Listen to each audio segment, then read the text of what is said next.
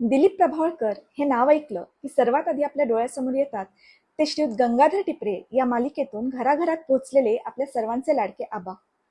प्रभावळकरांनी साकारलेल्या लगे रहो मुन्नाभाई या सिनेमातील महात्मा गांधीजींच्या भूमिकेमुळे महात्मा गांधींच्या व्यक्तिरेखेला जणू मूर्तरूप मिळालं. साहित्य, चित्रपट आणि रंगभूमी या तीनही क्षेत्रांमध्ये प्रभावळकरांचे योगदान मोलाचं आहे. या क्षेत्रात वावरत असताना त्यांच्या आयुष्यात अनेक योगायोग आणि अनवट वळणं आली. त्यामुळे त्यांच्या आयुष्याला जी कलाटणी मिळाली त्याबद्दलच्या आठवणी त्यांनी अनपेक्षित या आपल्या पुस्तकात शब्दबद्ध केल्या आहेत. या आठवणींमध्ये कामाच्या कमिटमेंट्स पाळण्यासाठी प्रसंगी घ्यावे लागलेले अधिकचे कष्ट आहेत. चित्रपटात केलेले मजेशीर स्टंट्स आहेत. नाटकांच्या परदेश दौऱ्याच्या वेळी झालेली तारांबळ, देशोदेशीचे प्रवास आणि भेटलेली माणसं यांच्याबद्दलचं खुसखुशीत, हलकं फुलकं तरीही अंतर्मुख करणारं वर्णन आहे.